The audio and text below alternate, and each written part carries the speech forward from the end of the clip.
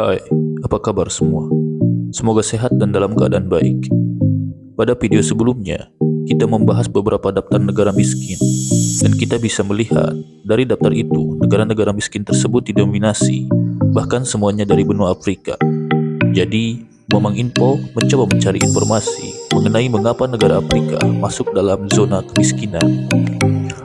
Oke, tapi sebelum Mamang Info lanjutkan, kepada teman-teman, tolong subscribe, like, dan share video ini dan semoga menjadi manfaat. Terima kasih. Dalam video ini, kita akan coba bahas dari hal paling mendasar, yaitu letak geografis benua Afrika. Secara geografis, benua Afrika berada di antara benua Atlantik dan benua Asia. Di sebelah selatan, benua ini juga berbatasan dengan benua Eropa. Luas benua ini 3 kali lipat daripada luas benua Eropa. Jadi, tak heran kenapa benua Afrika disebut juga sebagai benua terbesar kedua di dunia. Setelah kita mengetahui secara singkat letak geografis benua Afrika, maka kita akan coba mencari informasi tentang kekayaan alam apa saja yang ada di benua Afrika. Tentu, jika kita berbicara tentang kekayaan alam benua Afrika mempunyai banyak potensi kekayaan, di antaranya bidang pertanian seperti buah-buahan, jagung, umbi-umbian, dan padi. Kemudian dari hasil pertambangan seperti tembaga, emas, uranium, minyak bumi, gas alam, biji besi, dan batu bara. Dari data di atas, kita bisa melihat kekayaan alam benua Afrika. Lantas, mengapa di benua Afrika masih banyak negara-negara miskin? Berikut Mamang Info coba bedah secara sederhana.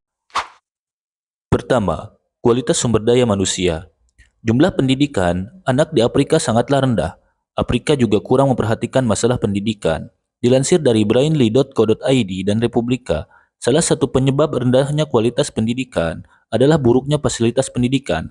Bahkan, sejak tahun 2014, kualitas pendidikan dan pelatihan untuk negara-negara di Afrika kian memburuk. The African Government's Report pada tahun 2018 menyebutkan hal ini membuat banyak anak muda di Afrika tidak siap untuk memasuki lapangan kerja.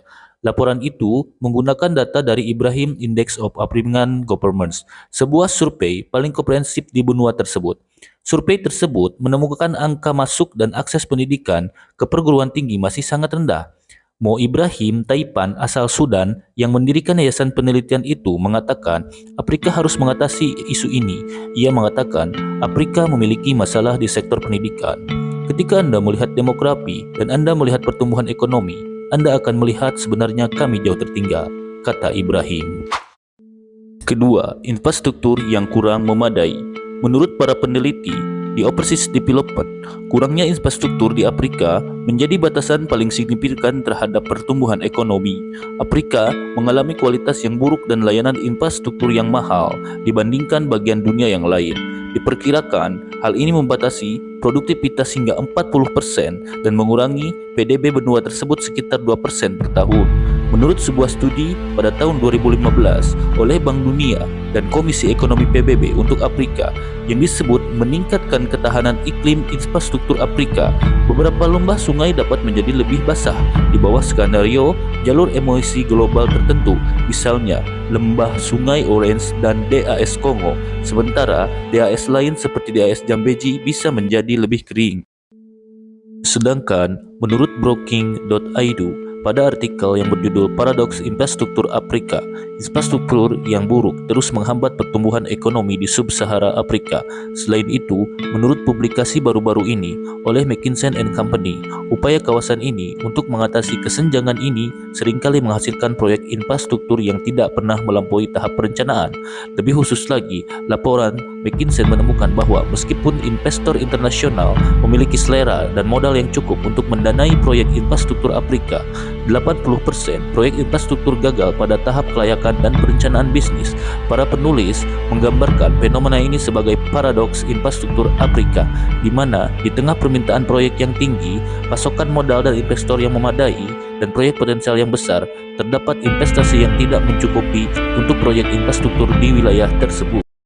Selanjutnya adalah dampak kolonialisme di masa lalu. Pembangunan Afrika dihambat oleh pemerintahan kolonial. Tujuan utama pemerintahan kolonial di Afrika adalah untuk mengeksploitasi kekayaan alam di benua Afrika dengan biaya rendah. Beberapa penulis seperti Walter Rodney dalam bukunya How Europe Underdeveloped America berpendapat bahwa kebijakan kolonial ini secara langsung bertanggung jawab untuk banyak masalah pada Afrika modern. Dikutip dari Republika dalam artikel yang berjudul Eksploitatif Bangsa Eropa di Afrika, kebijakan kolonial yang eksploitatif ini meningkatkan sejumlah kerugian. Ada eksploitasi besar-besaran di Afrika, menyebabkan penipisan sumber daya, eksploitasi tenaga kerja, perpajakan yang tidak adil, kurangnya industrialisasi, larangan perdagangan antar Afrika, dan pengenalan model tanaman satu jenis. Kata Vincent, kerugian yang dialami bukan hanya kerusakan sumber daya alam, melainkan juga kegeragaman identitas orang jajahan. Persaingan antar etnis terus bergema dalam konflik pasca kemerdekaan. Konflik ini di satu sisi merupakan warisan Inggris yang melakukan kontrol lewat implementasi kebijakan pemerintahan tidak langsung atau indirect rules. Era akhir penghancuran budaya dan nilai-nilai Afrika melalui pengenalan agama asing dan serangan terhadap nilai-nilai Afrika telah berkontribusi menciptakan mentalitas lemah dan hilangnya kepercayaan diri kulit hitam. Hal ini masih tampak jelas jejaknya yang ditandai maraknya kasus-kasus rasisme. Kendati demikian, kita tidak bisa menutup mata atas beberapa sisi positif yang didapat masyarakat Afrika dengan kehadiran peradaban Barat modern di sana. Pertama, pengenalan sistem kedokteran Barat yang telah mendukung tingkat kelangsungan hidup orang-orang Afrika. Kedua, pengenalan pendidikan formal. Ketiga, warisan infrastruktur seperti jalan, rel, pelabuhan, telepon listrik, dan sistem birokrasi. Meski sisi disruptif yang didapat atas perilaku eksploitatif Eropa terhadap Afrika sangat tidak sebanding.